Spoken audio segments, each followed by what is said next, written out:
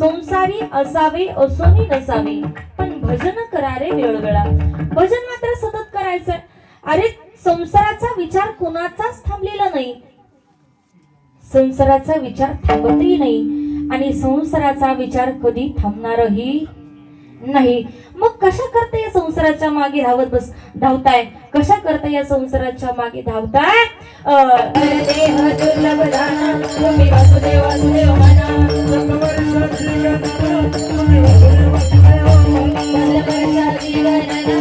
वासुदेव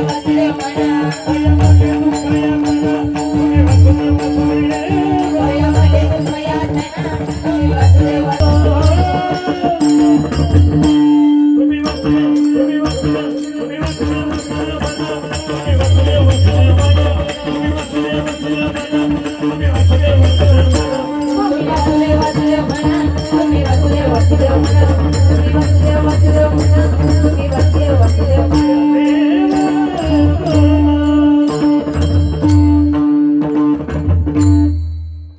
दुर्लभातली दुर्लभ गोष्ट म्हणजे हा 3.5 हाताचा नर देह दुर्लभ जाना.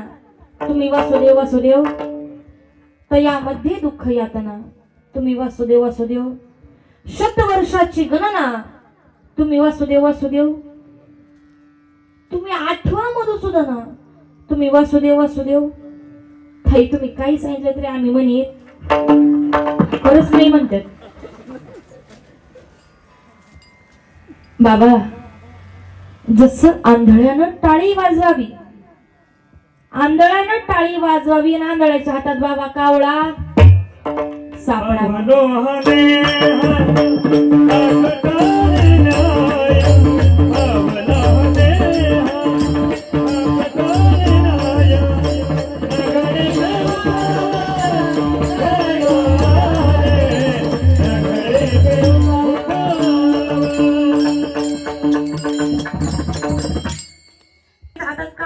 असं होईल का?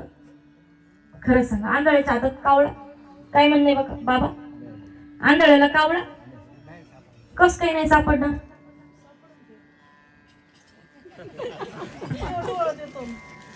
ऐका ना, ज्याला डोळे त्याला कावळा सापडणार नाही ना. आंधळ्याला कसा? आपल्या वासुदेव गावात डाव्याला काका स्पर्श होतो का?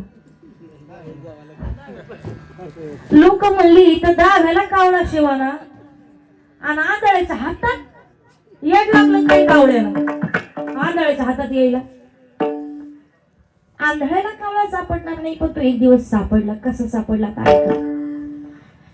एका राजाच्या राणीला कर्करोग झाला. राजाच्या राणीला कर्करोग झाला आणि अनेक वैद्यांना बोलवलं. काळ हा फार पूर्वीचा आहे. काळ आताचा, आता डॉक्टर आहे, पूर्वी वैद्य होते. एका वैद्याला बोलवलं, त्याचं काही चालेना. अनेक वैद्य पाहिले, कोणत्याही वैद्याला काही सुचेना, त्या रोगावरती इलाज होईना, रोगही सापडेना. मग शेवटी राजवैद्य बोलवले. राजवैद्य आले, राणीची नाडी तपासली, हालचाल पाहिली. राजवैद्यानं सांगितलं, राजे साहेब, राणी साहेबांना तर कर्करोग झाला. जिवंत कावळा औषधाकरता आणून द्या. जिवंत कावळा आणल्याशिवाय त्याच्यावरती औषध मिळणार नाही. राजानं वैद्य बुवा पुढे हात जोडले. वैद्य बुवा, एक काम केलं तर चालेल का? मी कावळा मारून आणतो, कावळा कसाही मारतो आणि तुमच्याकडे आणतो. मेलेला कावळा चालेल का? कावळा मेलेला नाही, कावळा जिवंत पाहिजे. म्हणल्या चतुरातला चतुर पक्षी कावळा आहे. कावळ्याची एक पोट जाती, ती म्हणजे डोंग कावळा. ती ते नको तिथं चोच मारल्याशिवाय राहणार नाही. हे डोम कावळे, एक म्हणजे कावळा, दुसरा डोम कावळा. अवैध बुवा चतुर पक्षी येतो कावळा. कसा पकडायचा आणि कसा आणायचा? जर मेलीला सांगितलं असताना मी कावळा कसाही मारला असता तुमच्याकडे आणला असता, पण जिवंत कावळा पकडायचा कसा? ते म्हणले तुमचं तुम्ही बघा, पण तुमच्या बायकोच्या जीवन मरणाचा प्रश्न आहे. जोपर्यंत जिवंत कावळा भेटत नाही तोपर्यंत रोगावरती इलाज होत नाही. राजा बोले, आंदोलन आले. राजानं सगळे सैनिक एकत्र केले, त्यांचे 4 विभाग केले, 4 टोळ्या केल्या आणि प्रत्येक टोळीत एक मुख्य नेमला आणि प्रत्येक टोळीला जाऊन सांगितलं, रे जा पूर्ण राज्यभर फिरा, राज्याच्या बाहेर जा आणि प्रत्येक गावागावात, वाडी वाडी, वस्ती वस्ती, प्रत्येक ठिकाणी जाऊन दौंडी द्या आणि दौंडी देताना सांगा, जो कोणी जिवंत कावळा पकडून देईल त्याला एका कावळ्याचे 10,000 इनाम दिला जाईल. त्या काळचे 10,000 होते, म्हणजे आताचे कमीत कमी 10 लाख तरी असावे. जो कोणी जिवंत कावळा पकडून देईल त्याला एका कावळ्याचे 10,000 मिळतील. राजा गोलंदाज आले तसं सगळे सैनिक 4 दिशेला पांगले. त्यातल्या एका सैनिकाची टोळीशी चालत चालत चालत पंढरपूरच्या दिशेने गेली. पंढरपूरच्या दिशेने गेल्याच्या नंतर त्यातला सैनिक जरा हुशार होता. जो मुख्य नेमला होता ना तो फार हुशार होता. तो बाकीच्या सैनिकांना म्हणू लागला, म्हणले वेडानो, अरे आपण आलोय पंढरपूर जवळ, म्हणजे आपलं अहम भाग्य आहे की त्या विठुरायाचं दर्शन तुमच्या माझ्यासारख्या पामराला घडतंय. अरे आपण तर सेवक राजाचे आहोत, त्यानं सांगितल्याशिवाय आपल्याला दर्शनाला जाणं शक्य नाही. पण आपलं किती मोठं भाग्य आहे. म्हणले कुठं राजा आपल्या माग आलाय बघा, आपण कुठं गेलो काय करतो. म्हणले आपण दर्शन केल्याशिवाय जायचं नाही. त्याच्यात एक असा अडाणी होता, अतिशहाणा होता. तो म्हणला, काय रे काय त्या पंढरपुरात नेमकं, पंढरपुरात जायचं जायचं म्हणतो, नेमकं पंढरपुरात आहे तरी काय बाबा, काय पंढरपुरात? त्याने सांगितलं, अरे वेड्या, पंढरपूरला कोण म्हणलं सगळे चांगले जातात? अजिबात नाही. पंढरपूरला सगळे चांगले जात नसतात, काही काही तुझ्यासारखे जाते, पण ती येताना तशी येत नाही, ते शुद्धच होऊन येतात. ऐकू द्या. खटनाट घ्यावे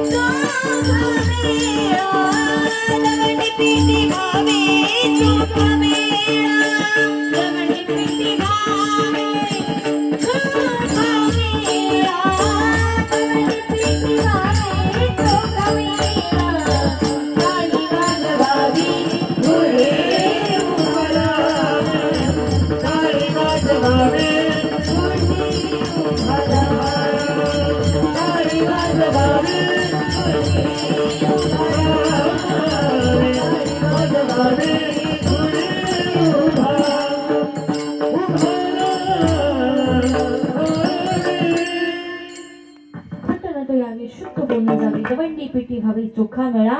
कोण म्हणलं घराकडची? पंढरीची. अरे बेड्या, पंढरपूरचं ठिकाणी ना सगळे चांगले जातात असं नाही, तिथे काही काही वाईटही जातात, पण येताना तशी येत नाही रे राजा, ते शुद्धच होऊन येतात. म्हणून पंढरपूरला जायचंय. चालत चालत चालत पंढरपूर पर्यंत पोहोचले. तिथला विधी माहिती होता, चंद्रभागे स्नान, आणि तो का मागे हेच दान. चंद्रभागेच्या पवित्र अशा पाण्यात आंघोळ केली आणि आता हे सैनिक दर्शनाला निघाले. पण गंमत अशी झाली, त्या मंदिराच्या बाहेर एक आंधळ बसलं होतं. त्या आंधळ्याच्या गळ्यात विणा, एका हातात चिपळ्या, एका हातात टाळ, कपाळाला वैष्णवी गंध लावलेला, गळ्यात सुंदर अशा तुळशीच्या माळा. जे आंधळे, मुके, बहिरे, पांगळे, ही काही दिव्यांग व्यक्ती असतात ना, देव त्यांना एक कला जास्त देतो. कधी निरीक्षण करायचं, एक कला देव त्यांना जास्तच देत असतो. ते आंधळ मंदिराच्या बाहेर बसलं होतं आणि मंदिराच्या बाहेर बसलेलं आंधळ त्याचं गोड असं भजन चालू होतं. गोड. फक्त सगळ्यांनी 2 मिनिटं भजन करायचे, हाताला टाळी वाजवून. Hello hello hello. विठ्ठल विठ्ठला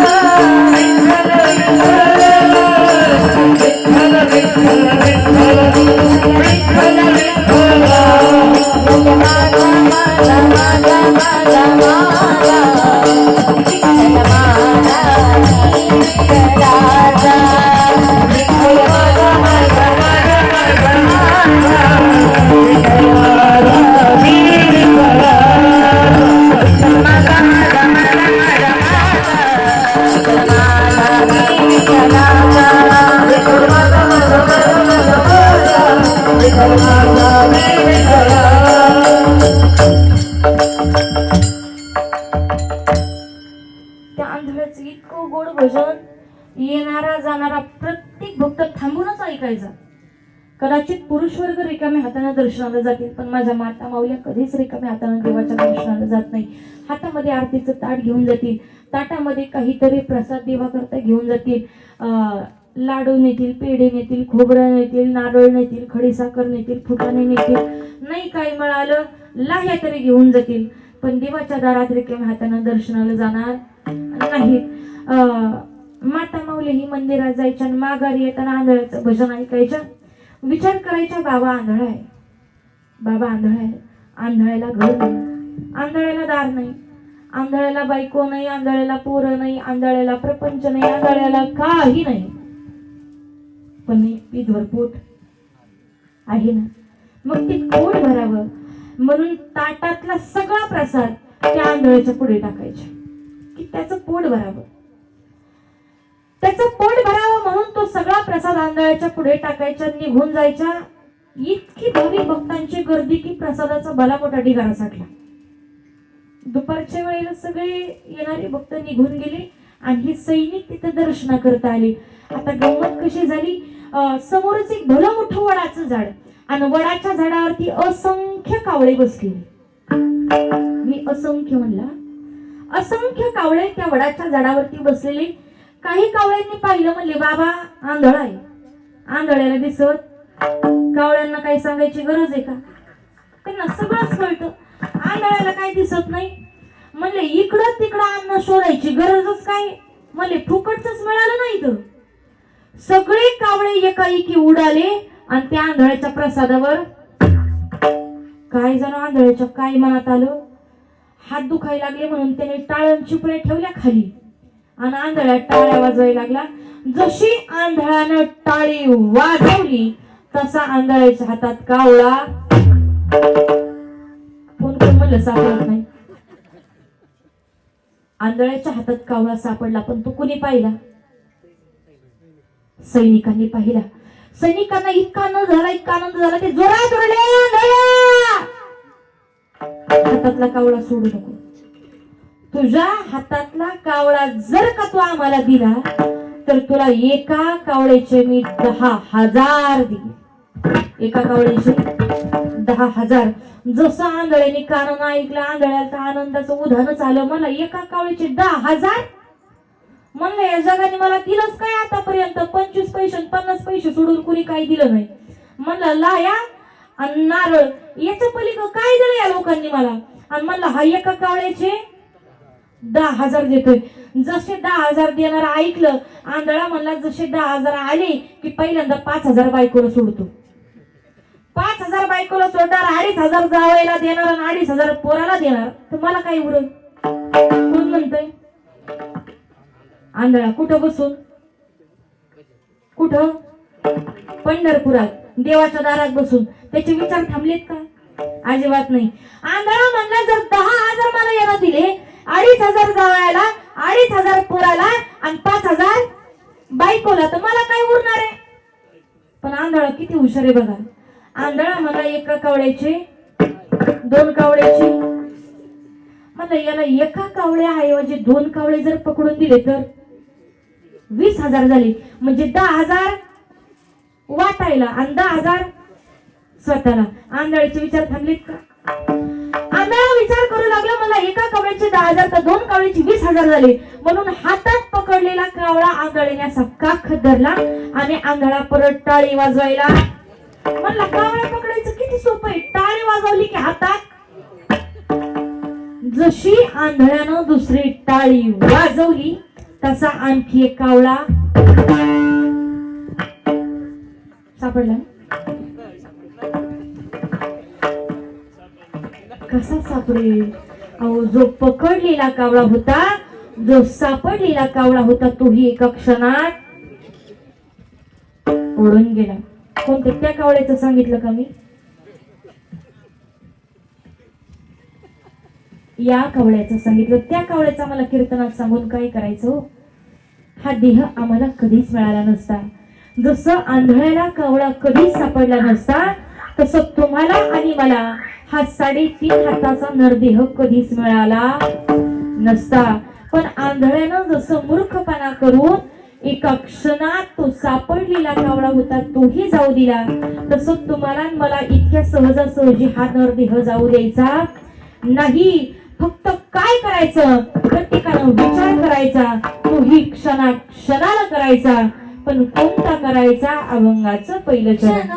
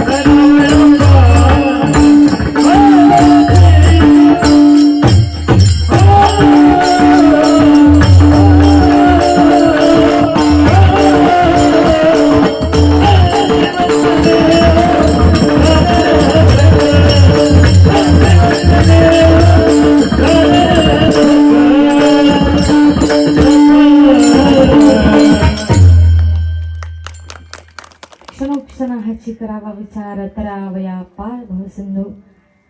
राजांनो, प्रत्येकानं विचार केला पाहिजे, तोही क्षणाला केला पाहिजे.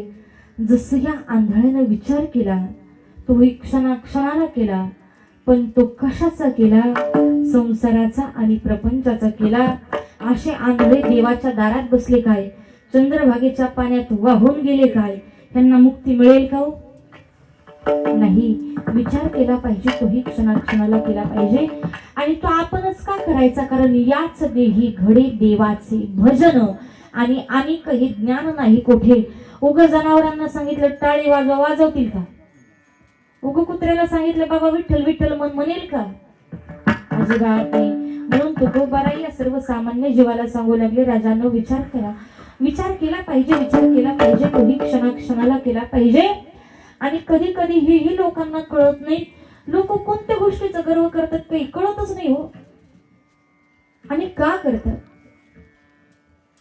आपल्याकडे गर्व करण्यासारखं आहे तरी काय? विचार करावा प्रत्येकानं. विचार कुणी केला ऐका. आपल्या या भारत देशाला एक मदालसा नावाची आई लागली. ती मदालसा नावाची आई काय करायची?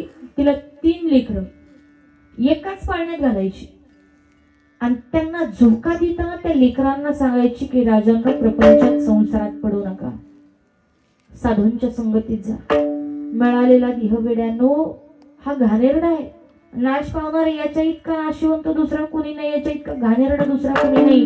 मिळालाय ना, मग प्रत्येकानं भक्ती करा.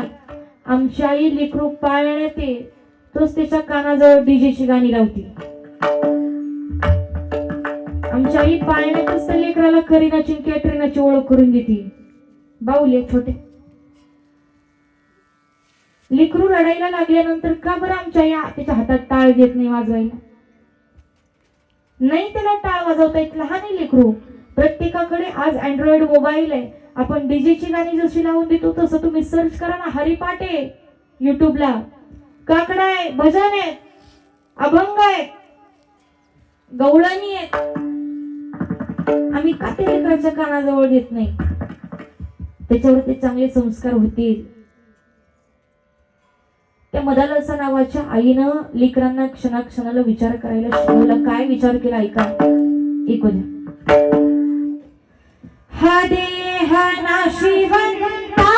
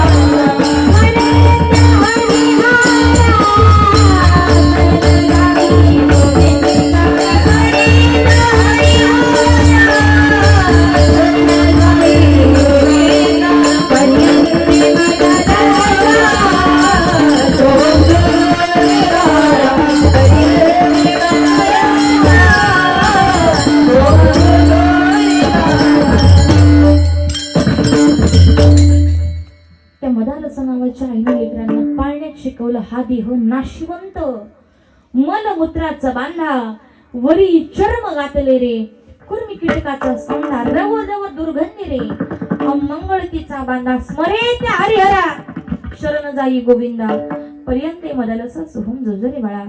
हे त्या मदालसा नावाच्या आईनं लेकरांना पाळण्यात शिकवलं. म्हणून ती लेकरं बिघडली नाही, वायाला गेली नाही. त्या लेकरांनी परमार्थच केला. त्या लेकरांनी क्षणाक्षणाला विचार केला प्रपंचाचा, संसाराचा नाही. या संसार रूपी सागरातून या जीवनाची नाव नेमकी पहिली तीराला कशी घेऊन जाता येईल या गोष्टीचा त्या लेकरांनी विचार केला. लोक म्हणतात गर्भावरती संस्कार होत नाही. आता जास्त ज्यांचं शिक्षण झालं ना, काही काही अतिशहाणे डायरेक्ट म्हणतात असले कसले गर्भसंस्कार होत असतात का? गर्भसंस्कार हे काही नसतं. काका, आमची माऊली आता 5 वर्षाची पूर्ण झाली आहे, तिला 6वं वर्ष चालू आहे. ती 2 तास कीर्तनात टाळ घेऊन तर नाचतेच, पण तिचे गीतेचे 2 अध्याय, 2 पाठे, 40 श्लोक संस्कृतचे. जे ग्रॅज्युएशन झालेल्या मुलांना हातात पुस्तक घेऊन वाचता येणार नाही, ती तिचे तोंड पाठे. एवढंच नाही, मला वाटतं आता काल परवा मी स्टेटसला टाकला होता तिचा एक छोटासा व्हिडिओ.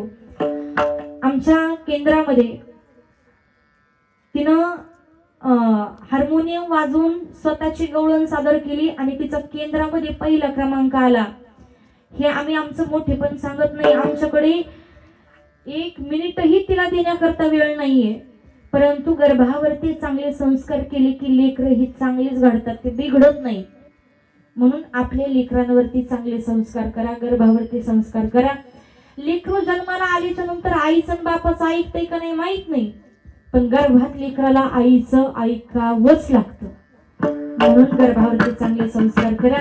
लोक म्हणतात हे माझं, ते माझं, ते माझं. कधी कधी आपण म्हणतो जमीन माझ्या बापाची आहे, घर माझ्या बापाचं आहे, पण कधीतरी म्हणतात का देह माझा. देह ही काळाचे धन कुबेराचे, देह ही काळाचे धन कुबेराचे,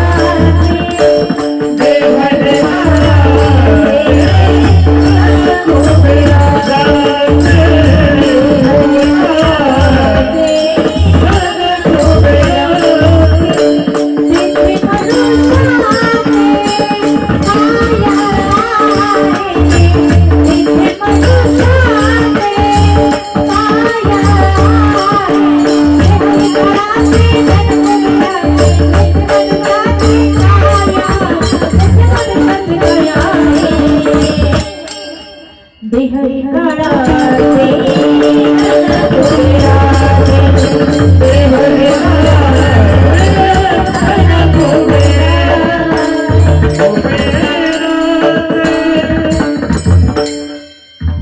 ही काळाचे धन कुबेराचे, तिथे मनुष्याचे काय आहे.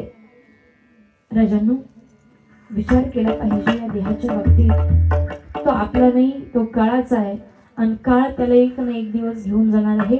म्हणून प्रत्येकानं सावध झालं पाहिजे, सावध झालं पाहिजे. लोक म्हणले हातात काय घ्यायचं म्हणजे सावध व्हायचं, म्हणजे रातभर जागलं की सावध व्हायचं का?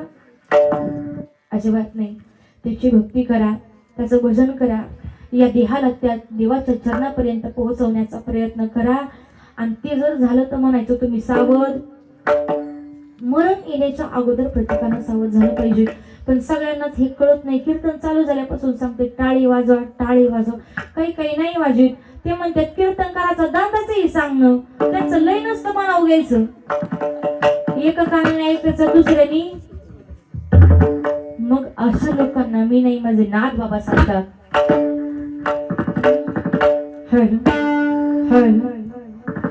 हे जरी नाही कळलं मग सोडईल, हे जरी नाही कळलं, हे जरी नाही कळलं, हे जरी नाही कळलं, हे जरी नाही कळलं मग सोडईल, हे जरी नाही कळलं, हे जरी नाही कळलं मग सोडईल, हे जरी नाही कळलं.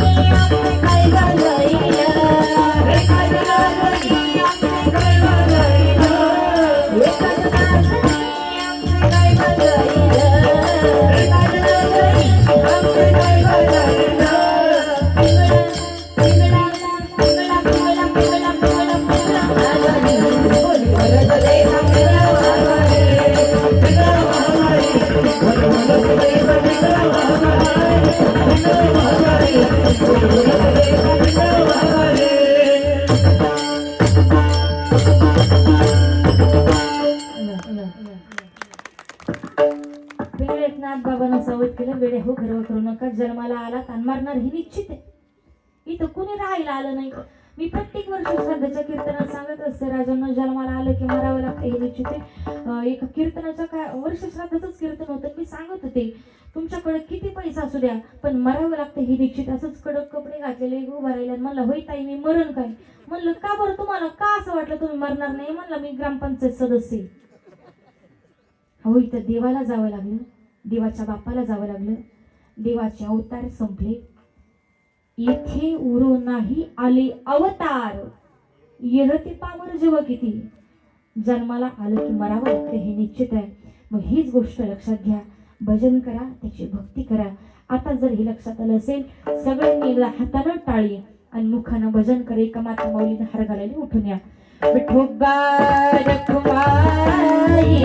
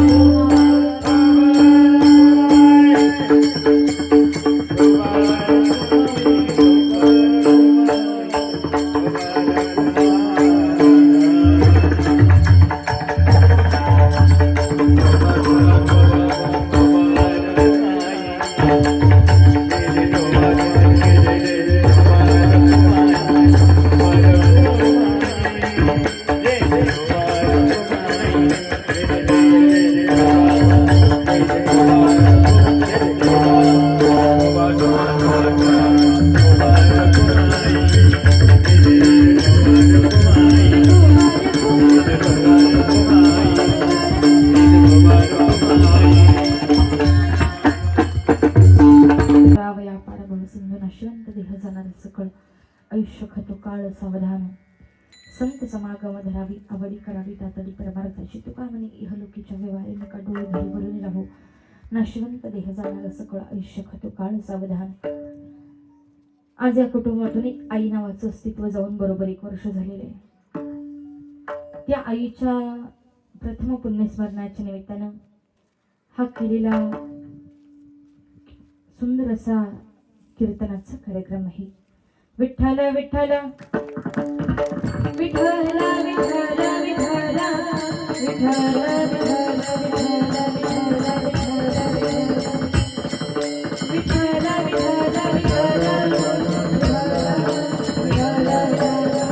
आज तुम्हाला आणि मला प्रत्येक आईनं जन्म देऊन सगळ्यात मोठा उपकार त्या लेकरावरती केलेला आहे. या जगात उपकार करणारे भरपूर आहेत, पण जो उपकार आमच्या आईनं आमच्यावरती केला तो उपकार या जगाच्या पाठीवरती कुठलीच व्यक्ती करू शकत नाही. जन्म दिला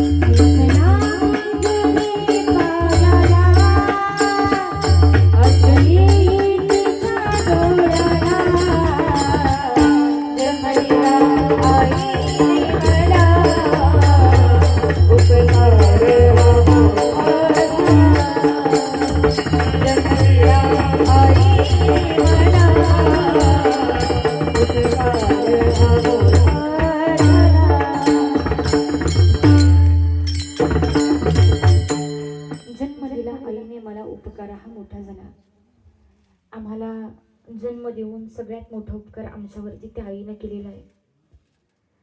आज या कुटुंबातील लेकींना जाऊन तुम्ही आईची किंमत विचारली तर त्यांना नक्की आईची किंमत सांगता येईल. जसं एखाद्या आंधळ्याला डोळ्याची किंमत विचारली तर त्या आंधळ्याला डोळ्याची किंमत सांगता येते. एखाद्या लंगड्याला पायाची किंमत विचारली तर त्या लंगड्याला पायाची किंमत सांगता येते. तसं जा आणि ज्याच्या जीवनात आई नाही ना त्याला तुम्ही जाऊन आईची किंमत विचारा, त्यांना आईची किंमत सांगता येते. ज्यांच्या जीवनात बाप नाहीये ना जा आणि त्यांना बापाची किंमत विचारा, त्यांना बापाची किंमत सांगता येते. आज या कुटुंबातील लेकींना तुम्ही विचारलं की ताई तुमच्या जीवनामध्ये आईची नेमकी किंमत काय होती हो, त्या सांगतील ताई आईचं वय भरपूर झालं, आम्हाला माहिती होतं जन्माला आलं की मरावं लागतं हे निश्चित आहे. ताई आम्हाला माहिती होतं झाडाचं पान एकदा पिकलं की ते गळणार आहे, ताई माहिती होतं.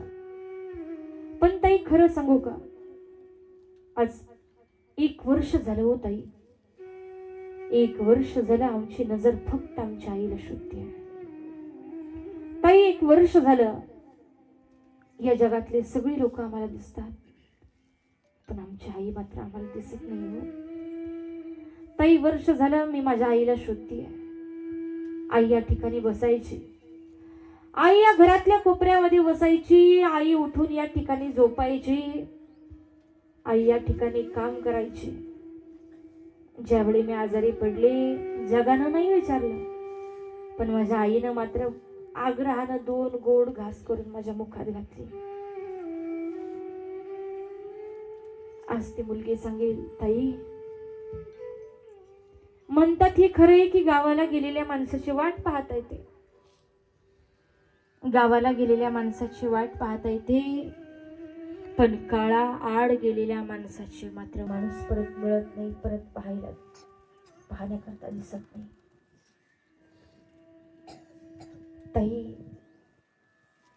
लोक म्हणतात माहेरामध्ये भाऊ असला की माहेरामध्ये जाता येतं, लोक म्हणतात माहेरामध्ये भाऊ असला की आई बापाच्या पाठीमागं माहेरामध्ये जाता येतं. पण ताई भावाचंही प्रेम आमच्याकडे नाही हो.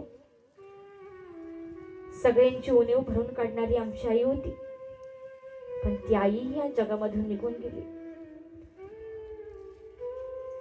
ताई सगळं काही मिळेल या जगात, सगळं काही मिळेल पण आमची आई आम्हाला परत मिळणार नाही.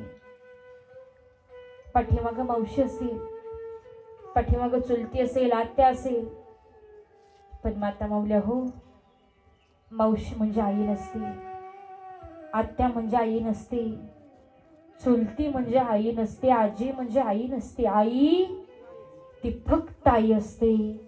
आईची जागा या जगाच्या पाठीवर कुठलीच व्यक्ती घेऊ शकत नाही. नव्हे नव्हे जर जीवनात बाप पाठीमाग असेल ना आणि जीवनातली जर आई गेली ना तर त्या लेकरांना पोरक म्हणतात, त्या लेकरांना अनाथ म्हणतात.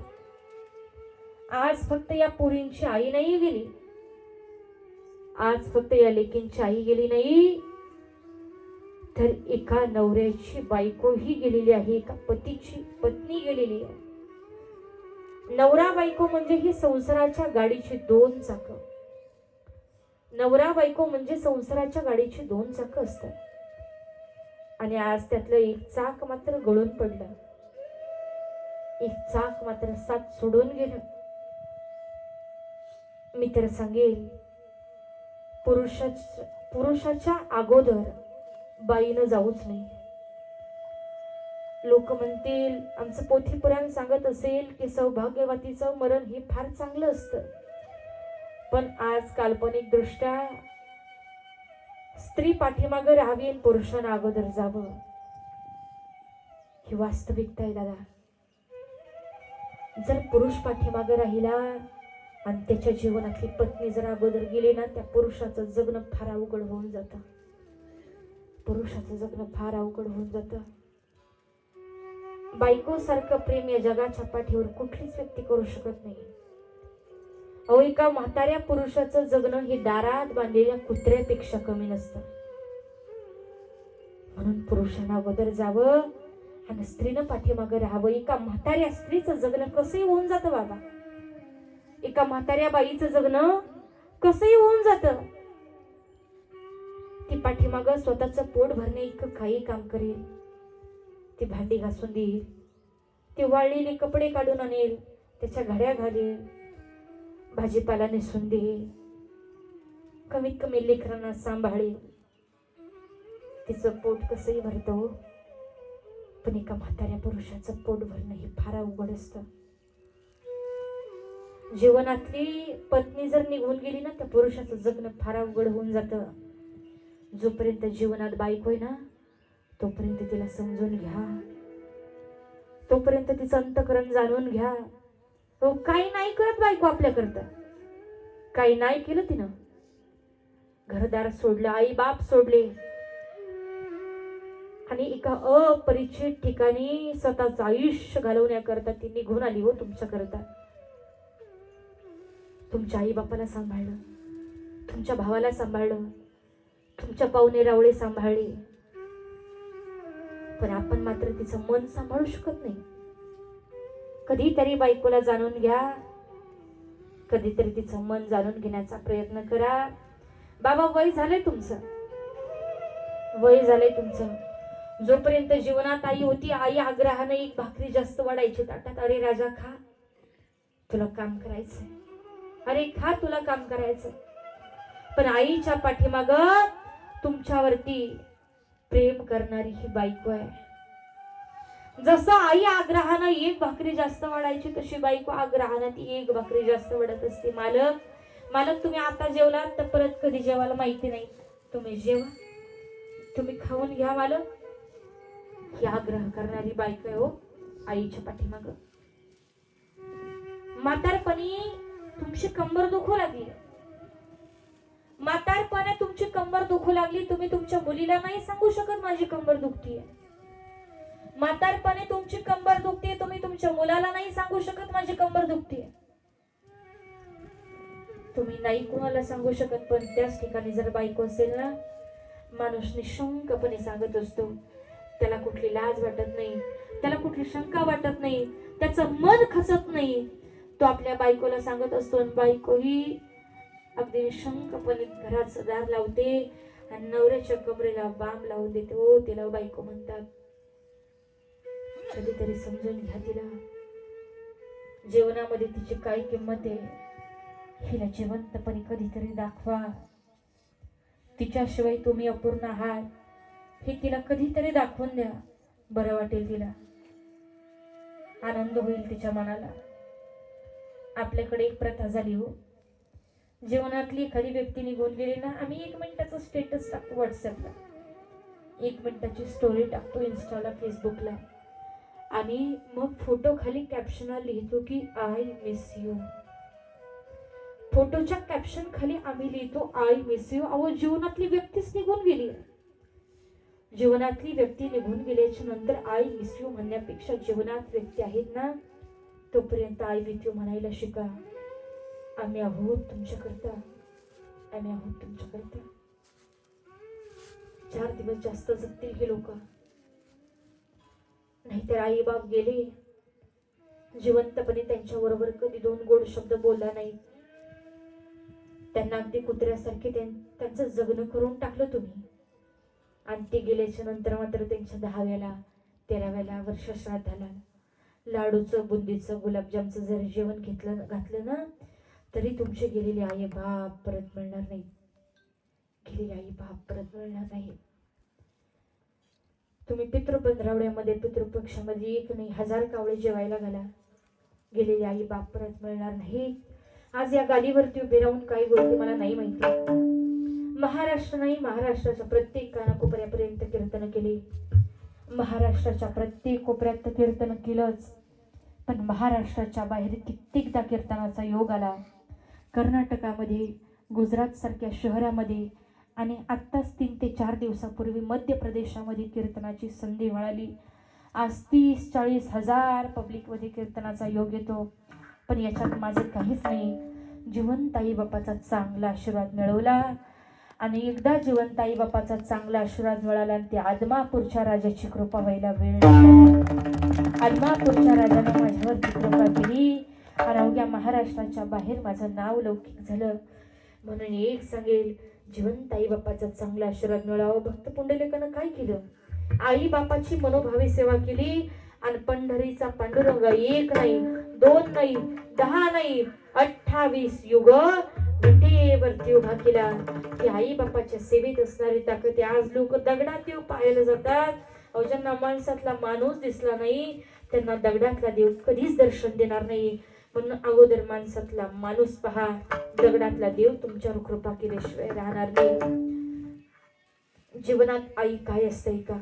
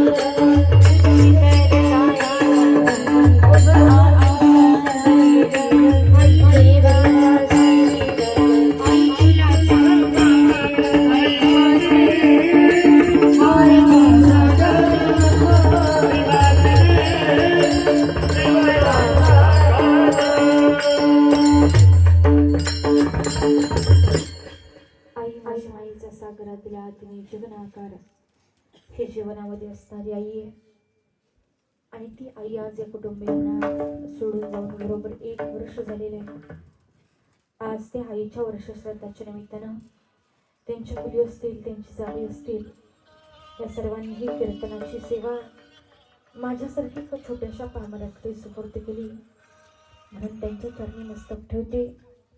माझं कीर्तन कुठलंही असू द्या, पण माझ्या प्रत्येक कीर्तनाच्या शेवटी मी माझ्या बाळूमामांचं भजन केल्याशिवाय राहत नाही. कारण मी फक्त एक शून्य होते. माझी किंमत जर कुणी वाढवली असेल तर ते आदमापूरचे श्री संत बाळूमामा आहे. म्हणून त्यांचं भजन होईल आणि कीर्तनाची संगत होईल. सर्वांनी आपले दोन्ही हात वरती घ्यायचे.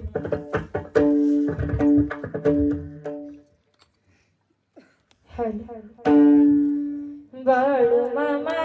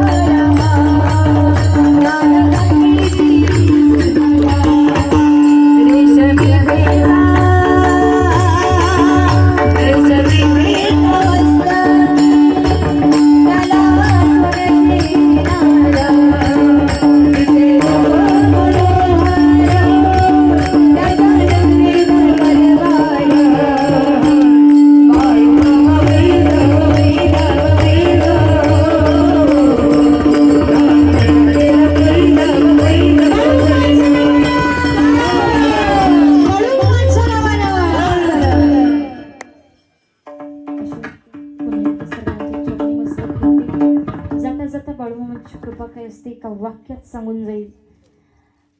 लॉकडाऊनच्या नंतर बालसंस्कार शिबिर राबवतो.